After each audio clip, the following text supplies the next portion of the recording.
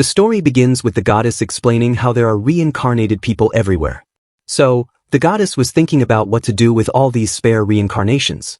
Her final conclusion was that if there's too many, thin their numbers. That's why she'll start a massacre among them. Sacred Kingdom of Midasiana. So many people are dead on the ground. One soldier is alive asking for mercy, but the girl sitting on the pile of bodies has no thought of showing mercy to anyone. She killed all these without even using her cheat skill that she got after reincarnating into this world. Her name is Kuki. Seeing soldiers standing in front of her, she asked them if they can really protect their country while being this frail. All the soldiers charge at her to protect their kingdom. Kuki looked at them with a smile, saying that she likes killing weak people, so she'll do her best to kill all of them. In an instant, she uses her dagger and cuts down all the soldiers. So many soldiers charged at her, but not even one was able to touch her. Inside the castle, the princess named Milia was talking to her father. She asked her father to hand her over to the reincarnated, but that reincarnator is here for her. But the king refuses her, saying that he will never let such a vile person come near her. She tried to talk to her, but the king didn't listen and asked her to not worry. He turned around and said to her that he had set up defenses against the reincarnated. Right then, a guy introduced himself. He's reincarnated and his name is Suzuki. Milia can't believe that a reincarnated is here to help them. King explained that in the past, in order to defeat the demon king, the goddess sent the reincarnated. But there were too many of them, 108 in total. After the demon king vanished, the purposeless reincarnated were unleashed upon the world. Each one of them is following their own path. Some became adventurers, other politicians, some blended in with the crowds. And some became villains. Suzuki said that he can't forgive any villain.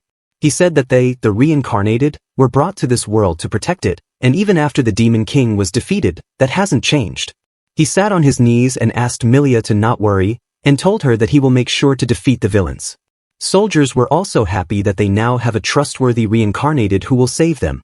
Then, the king told Suzuki that he had heard that the reincarnated have miracles bestowed upon them by the goddess, and people called that power cheat ability. Cheat abilities are the power source of all the reincarnated's power. It's rumored that some of these abilities can bend the laws of the very world, and some of them could destroy it outright. King asked Suzuki about his ability. Soldiers also wanted to know what kind of ability Suzuki possessed. It should be an amazing ability because he's one of the reincarnated who defeated the demon king. Suzuki proudly answered that his ability is body fortification magic. He explains that it's a kind of ability that just hardens one body. When Suzuki was about to tell how at first it was hard for him to use this ability because his original world doesn't have any magic, the king stopped him. The king said that the body fortification is a really common magic that even mage's apprentice can use. So it seems, their winning chances are close to none. Right then, Kuki entered the evil smile and was covered with blood. Immediately, Suzuki came in front of Milia asking her to stay behind. Kuki immediately guessed that Suzuki is a reincarnated, and Suzuki also confirms her guess. She said that if he's here to stand in her way, she'll kill him. Suzuki didn't waste a moment and immediately used his bodily fortification. With that, they both charge at each other to start their battle. But with just one kick from Kuki, Suzuki was sent flying and passed out after crashing into a wall. Seeing that Suzuki died so easily, the soldiers decided to run away. But the king stopped them. He said that whoever ran away from their duties will be executed. Kuki didn't waste a moment. She jumped high with an evil grin and easily cut down 2 soldiers into pieces. She went into a massacre mode and started killing all the soldiers. She cut down the heads of every single soldier while laughing maniacally. Milia was just standing seeing the massacre of her soldiers. Seeing the scene, she couldn't help but wonder why goddess reincarnated someone like Kuki in this world. Milia called Kuki a villain, and one of the worst among them. She's killing people just for fun. In the end, she has even cut down the head of the king. It turns out that Kuki didn't even realize that she had killed the king until the remaining soldiers raised their voices. The king had no aura, so she wasn't able to sense when she killed him. But it doesn't matter to her, the only one she wants is the princess. Seeing that Kuki is ready to kill the remaining soldiers, Milia asked her to stop by surrendering herself. But Kuki is already excited. She can't stop until she kills all of them. Right then everyone heard a voice saying bodily fortification. Suzuki came running and with just a punch, he sent Kuki flying. He looked toward Milia with a smile and asked her to not worry, he'll protect her. Right then, Kuki barely got up, filled with injuries. She asked Suzuki what he did just now. Hearing her question, Suzuki asked her what's wrong. She asked him to not act like a fool, and asked him how his punch was this strong. Normal bodily fortification can't do this much. So, Suzuki explained that he just built up his bodily fortification. It turns out that Suzuki can stack up his bodily fortification. Meaning, if he uses the spell again and again, he'll become infinitely strong without any limits. His cheat ability is surpassing the limit of bodily fortification. Right now, Suzuki most likely has the strongest body in the world. Kuki can't help but call his ability a cheat. Suzuki is ready to throw a punch, asking her to not be surprised, because every reincarnated has a cheat ability. And when the punch landed, Kuki turned into a meat paste. All the servants and soldiers got really happy and started praising Suzuki. Right then, Milia got unconscious and was about to fall to the ground. Immediately, Suzuki ran toward her and caught her. When one soldier came running with a worried face, Suzuki told him to not worry, as she's just exhausted and will be fine.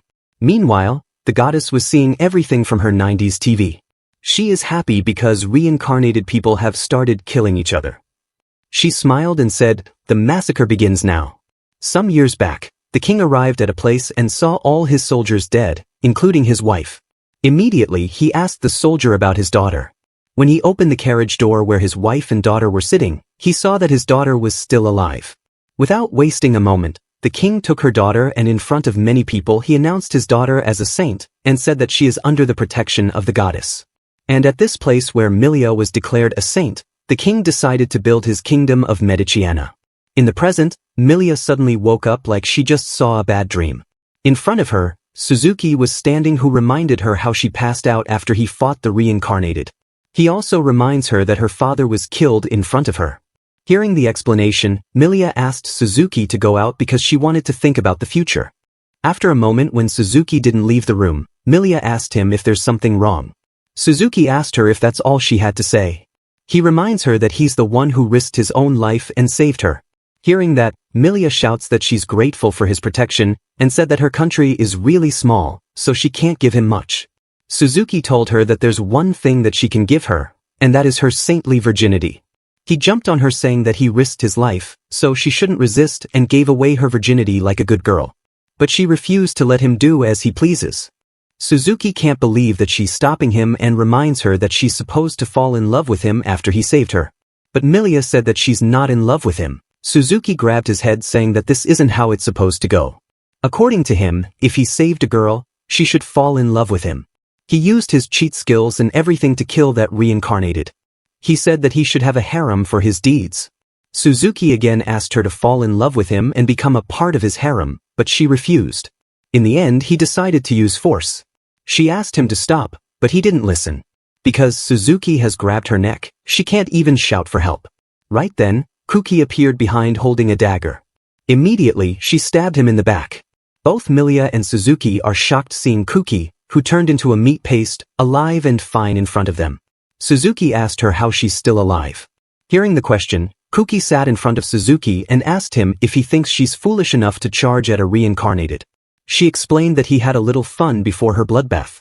She blackmailed a wizard into using plastic surgery magic on rando adventurer she found. And then when Suzuki landed a punch at Kuki and sent her flying, she took the chance and switched with that rando adventurer, whose face is like Kuki after surgery. Hearing that story, Suzuki started shouting, calling her a coward, and asked to fight with him using her cheat skill. But she refuses and stabs him one more time. She said that fighting using cheat skill is boring, because she'll win so easily whenever she uses her skill, so there's no point in fighting like that. She started laughing maniacally, saying that there's no fun in an easy kill. She enjoys seeing the suffering and thrill to slow and miserable, painful experience in killing. While she was saying that, Suzuki was about to use his spell, but she immediately got serious and slit his neck. After killing him, she looked toward Milia and said that now it's her turn to have fun. She came near her and said that she had heard her little story. When Milia was young, she was in her mother's carriage when it was attacked by thieves. Everyone was killed, including Milia's beloved mother. But when rescue finally came, Milia was unscathed. Kuki asked her if she's just got overlooked by thieves because she was a child. Or did she have some hidden power to repel those bad thieves? Even though the details weren't clear, one rumor spread everywhere. And that rumor was that Milia received the goddess's protection. After stating the story, Kuki started shouting like a maniac, saying that if that story isn't true, she'll kill her. With that, she cut her throat while laughing. But immediately, her laughter came to halt. When she looked at Milia, her injury on the neck healed instantly. Without wasting a moment, Kuki stabbed her again and again. But even after stabbing hundreds of times, she didn't die, and her wounds healed instantly. Milia asked her to stop because she's just wasting her time. She told her that on the day when her mother was murdered, she had been killed. But instead, her wounds healed instantly. It was when she first became aware of the goddess's protection. And because of the goddess's blessing, she can never die. Hearing that, Kuki realized that a problem had appeared for her. If she can't kill a person she wanted to kill, it's a problem for her. Right then, Milia grabbed Kuki's hand and asked her to kill her. Even Kuki was shocked hearing that. Outside the castle, a grand holy knight came back to the kingdom. His knight's name is Argyle. All the soldiers around Argyle are just praising him and calling him the greatest knight of all time. On top of being the greatest knight, Milia is also his fiancée. Right then, a soldier from inside the castle came to Argyle and told him everything that happened while he was away. He learned that the king was killed by a reincarnated, and the villain reincarnated was killed by their reincarnated Suzuki. And Argyle's Milia has been in the same room since last night with Suzuki. He believes that Milia will not do anything shameless with Suzuki and just rush toward her room. Inside the room, Kuki stabbed Milia many times, but she didn't die. Until now, Kuki didn't use her cheat skill, so Milia asked her if she's not going to use her abilities.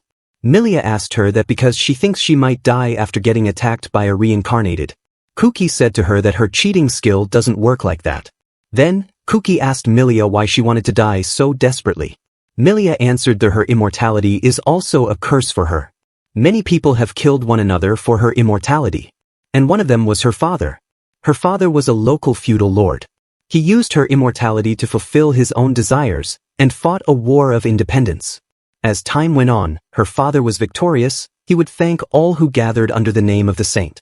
The kingdom of Saint Mediciana was soon after founded. But even after founding the kingdom, the conflict didn't stop. As a saint, she had become useful and another dispute arose from it. People out there wanted to kill her, some wanted to steal, and many died in the process. And if she were to disappear, the kingdom would lose its legitimacy. As her father feared this most of all, he locked her up in the castle. She hasn't been able to go outside for years. In this small world, inside this castle, she's always thought. People just live and die, and life goes on. There's no meaning in continuing this cursed life. Hearing the story, Kuki understood her situation and decided to help her die. Kuki advises that they should leave this castle and meet a reincarnated. Kuki explained that there are 108 reincarnated, so from them, one might be able to kill her using his abilities. Hearing that, Milia thanked her for helping her. Kuki didn't care about her thanks, because she was going to kill all the reincarnated anyway. With that, they decided to go on a journey to kill Milia. After a while, when Argyle entered the room, Milia and Kuki were already gone. One soldier looked outside the window and called him. Outside, Milia and Kuki are walking together like friends. Some soldiers stopped her and asked her to surrender. So, she told her that she's taking the princess for a walk. It turns out that soldiers weren't able to tell that beside Kuki, the girl is their princess, because of the blood. When they realized it's princess, Milia asked them to put down their weapons. Hearing that, the soldier got confused, wondering what he should do now. Right then, Argyle appeared in front of them and said that he's here to reside Milia. Seeing him, Milia asked Kuki to be careful. She explained that this person is the strongest knight of their country, and is rumored to be as strong as a reincarnated. She also told her that he's her fiancé. Kuki didn't care and moved forward. She asked Argyle where he came from. Argyle pointed at the window far away and said that he jumped from there and landed here. Kuki started laughing when she heard that, and said that if he was in her world, he would have won a gold medal for that. With a maniac smile on her face, she said that for his little stunt, she wanted to kill him even more. Argyle is also ready to fight. Argyle said that he needs to eliminate this reincarnated and save the princess. Hearing that Argyle wanted to beat her, Kuki asked him if he really thinks he can beat her. She isn't calling him by his real name, but she calls him fiancé because he is the princess' future husband. Seeing that Argyle is ready to fight Kuki, Milia tries to stop him by asking him to not go against this person. She told him that this person is reincarnated, and if he fights her, he'll most likely die. She asked him to forget about her and save himself. But even in this situation, Argyle flatters Milia saying that she is still as thoughtful as she's beautiful. He said to Milia that for her, any expression other than a smile doesn't suit her. Then, Argyle said that he's been thinking about something for a while. One day, these people who call themselves reincarnates appeared, each of them having extraordinary supernatural powers known as cheat skills, and were given to them by the goddess. Saying that, he shouts, "Well, isn't that such a convenient story?" He told them that he thinks these reincarnates are just a bunch of charlatans with a certain level of skill. Argyle knows that they won't go down that easily. Saying that, he brings out his sword, ready to fight because there's no other choice.